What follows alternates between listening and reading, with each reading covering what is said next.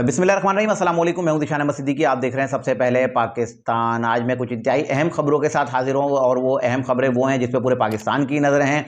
दो खबरें हैं जो इंतहाई अहम है इस वक्त। एक तो जो लाहौर में बैलेट पेपर की जो छपाई पकड़ी है यूट्यूबर्स ने, उस पर बात करूंगा। इसके अलावा बात करूंगा सुप्रीम कोर्ट ऑफ पाकिस्तान में इंतहाई अहम समाअत होनी थी। सुप्रीम कोर्ट ऑफ पाकिस्तान में 8 फरवरी 2024 के इलेक्शन पर एक शहरी ब्रिगेडियर रिटायर्ड मोहम्मद अली ने एक पटिशन दायर की थी और उन्होंने इसमें दावा किया था कि 8 फरवरी 2024 के इलेक्शन को जो है कलअदम करार दिया जाए और अदलिया 30 दिन के अंदर दोबारा जो है मुल्क में आम इंतखाबात करवाए। तो चीफ जस्टिस ऑफ पाकिस्तान ने उस पर जो है मंजूर किया गया था उसको, जो है उस पटिशन को। और आज उस केस की समाअत होनी थी। आज है 19 फरवरी 2024। जब इस केस की समाअत के लिए जो 3 रुकनी बेंच जो तश्कील दिया गया, जिसमें चीफ जस्टिस ऑफ पाकिस्तान खुद इस केस की जो है सरबराही कर रहे थे, और जब वो आए और केस लगा, उन्होंने कहा कि जो दरख्वास्त गुजार है उनको बुलाया जाए। तो जब उन्होंने कहा दरख्वास्त गुजार को बुलाया जाए, तो उस पर जो है जस्टिस मोहम्मद अली मदर साहब ने कहा कि दरख्वास्त गुजार ने तो 13 फरवरी को जो है अपनी दरख्वास्त वापस लेने के लिए एक दरख्वास्त दे दी। तो उस पर चीफ जस्टिस ऑफ पाकिस्तान जो है बरहम हुए और उन्होंने कहा ये कैसे हो सकता है, आपने जो है तमाशा लगाया हुआ है, आपने खेल लगाया हुआ समझा हुआ है सबको, और एक तरह से आप जो है दरख्वास्त देते हैं और दरख्वास्त देते अपने तौर पर जो उस पर मीडिया पर भी जारी कर देते हैं। तो उन्होंने कहा इस तरह नहीं चलेगा, और उन्होंने इलाका एसएचओ, और क्योंकि उन्होंने कहा कि जो दरख्वास्त गुजार ने अपने आप को एक फौजी अफसर जाहिर किया था, तो उन्होंने कहा कि वजारत दिफा के ज़रिए जो है इनको दोबारा जो है पेश किया जाए, और इलाका एसएचओ को भी पाबंद किया कि उन्होंने कहा कि इनको जो है मोहम्मद अली जो है इनको जो है फौरी तौर पर जो है आप गिरफ्तार करके जो है वापस लाएं। उन्होंने बता दिया कि ये क्या एक मजाक है, क्योंकि इससे पहले मैंने आपको बताया था ना, जब लियाकत अली चट्टा साहब मंदिराम पे आए थे और उन्होंने चीफ जस्टिस ऑफ पाकिस्तान पे भी इल्ज़ाम लगाया था कि चीफ जस्टिस ऑफ पाकिस्तान जो है इलेक्शन पर असरअंदाज हो रहे हैं, और उन्होंने 3 लोगों का कहा था कि 3 लोगों को सरेआम फांसी देनी चाहिए। तो आपको मैं नाम नहीं ले सकता, एक उन्होंने अपना कहा था और एक चीफ इलेक्शन कमिश्नर, एक उन्होंने तीसरा नाम लिया था।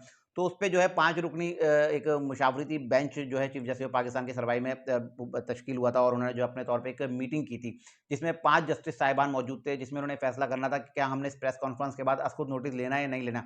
लेकिन इसी दरखास्त को जवाब बनाकर उन्होंने कहा ठीक है, हम जो इस पे अस्कुद नोटिस नहीं लेते, और जब 19 फरवरी को इस केस की समाअत होगी तो हम उसके साथ ही तमाम केस को मर्ज करके सुनेंगे जो उन पे इल्ज़ामात लगे। ज़ाहिर से एक बड़े इल्ज़ामात हैं चीफ जस्टिस ऑफ पाकिस्तान के ऊपर। तो बहरहाल उन्होंने जो है सख्ती से जो इलाका एसएचओ और वजारत दिफा को उन्होंने कहा खत लिखो और 21 फरवरी को जो है मोहम्मद अली को जो है आप जो है पेश करें, और वो आके अपना मौक़िफ़ दें। क्योंकि अगर उन्होंने दरख्वास्त वापस ली भी है तो वो आके बताएं, ऐसा ना हो हम इस केस को निपटा दें तो बाद में आके बोलें कि मैंने दरख्वास्त वापस ली नहीं। और ये भी देखना पड़ेगा क्या दरख्वास्त उन्होंने ही दी है या किसी और ने दी है। बहरहाल ये एक इंतहाई अहम केस था, और बाद में जो मुख्तलिफ ज़राए से जब इसकी तस्दीक हुई तो पता चला कि ब्रिगेडियर रिटायर्ड मोहम्मद अली जो पाकिस्तान तहरीक-ए-इंसाफ के सपोर्टर हैं, और उन्होंने ये मौका भी इख्तियार किया कि इमरान खान साहब के साथ जो है ज़्यादती हुई है।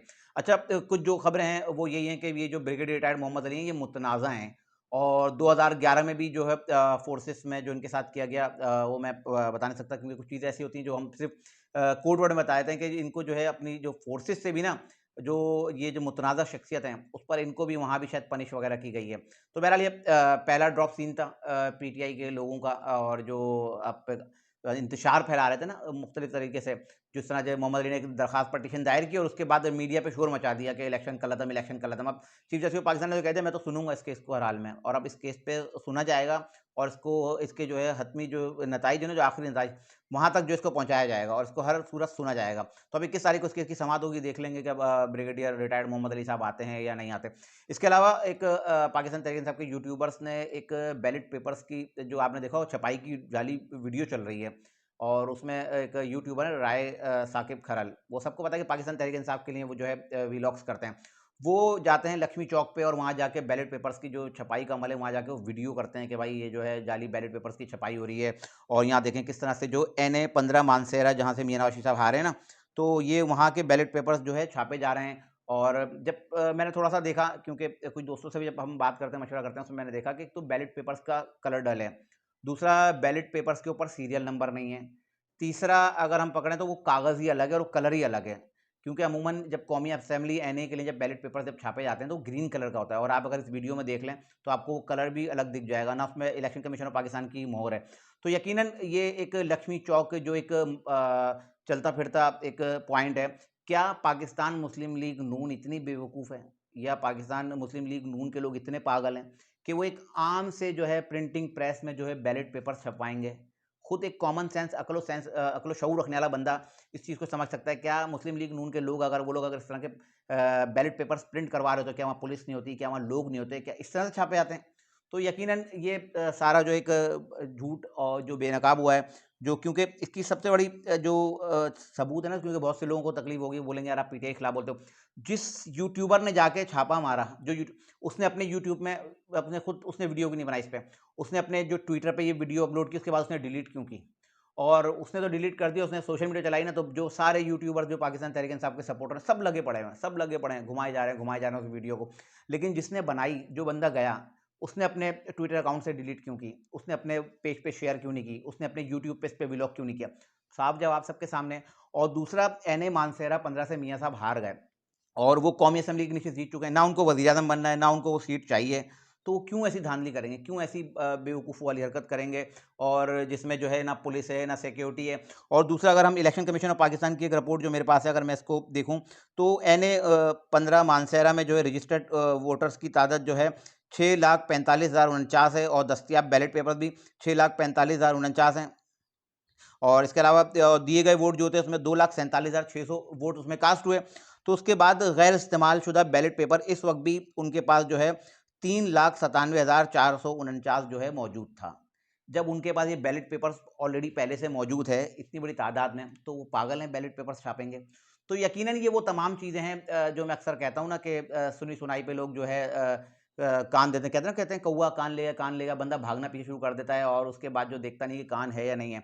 तो अब ये 2 खबरें ऐसी हैं जिससे जो है अब इनके झूठों का जो है पर्दा चाक हो गया है। और मैं आपको बताता चलूँ कि ये जो कोशिशें की जा रही हैं और ये सारे मामलात किए जा रहे हैं कि ये किसी तरह से पाकिस्तान मुस्लिम लीग नून और पीपल्स पार्टी की हुकूमत में बने। उनके तमाम मराहिल जो है तय हो चुके हैं। पाकिस्तान पीपल्स पार्टी और पाकिस्तान मुस्लिम लीग नून के 24 नकाती एजेंडा दे दिया गया है पाकिस्तान पीपल्स पार्टी की जानिब से पाकिस्तान मुस्लिम लीग नून को। और मैं बता चुका हूँ कि सिंध में जीडीए का धरना और कमिश्नर पिंडी की प्रेस कॉन्फ्रेंस, उसके बाद जो है मैंने बता दिया कि ये हुकूमत साजी का मतलब तेज़ कर दिया गया है और पाकिस्तान मुस्लिम लीग नून और पीपल्स पार्टी मिलकर हुकूमत बनाएंगे। अलबत्ता पाकिस्तान पीपल्स पार्टी और के लोग जो है इससे जो है नाराज़ हो रहे हैं। कल बिलावल भुट्टो ज़राए साहब ने ठट्टा में जलसा किया, उसमें उन्होंने वाज़ेह कहा कि मैं जो है वजारतें नहीं लूँगा, हुकूमत का हिस्सा बनेंगे। अलबत्ता आइनी ओहदे लेंगे, तो आइनी ओहदे लेंगे तो वही वाली बात है ना, मराते और मज़े लेंगे, लेकिन बुराई का हिस्सा नहीं बनेंगे, महंगाई का हिस्सा नहीं बनेंगे। मुल्क में भी जो महंगाई का एक बम आना है, तूफान आना है, उसका हम हिस्सा नहीं बनेंगे। बहरहाल ये बता चुका था क्योंकि आज मैं कुछ शॉर्ट बात करूँगा और कि अगली हुकूमत जो है बनने जा रही है। 48 घंटे में जो है आप देख लीजिएगा पाकिस्तान मुस्लिम लीग नून और पीपल्स पार्टी में तमाम चीज़ें तय हो जाएँगी और अगली हुकूमत साज़ी का फैसला भी हो जाएगा। और पाकिस्तान तहरीक इंसाफ के जो वज़ीर-ए-आज़म के उम्मीदवार हैं उमर अय्यूब साहब, वो फ़ौरन मंज़र-ए-आम पे आएँ और वो कोशिश कर रहे हैं ना कि उनको जो है वोट दिए जाएँ। तो मुझे नहीं लगता कि उमर अय्यूब साहब जो है अगले वज़ीर-ए-आज़म बनेंगे और अगले वज़ीर-ए-आज़म मियाँ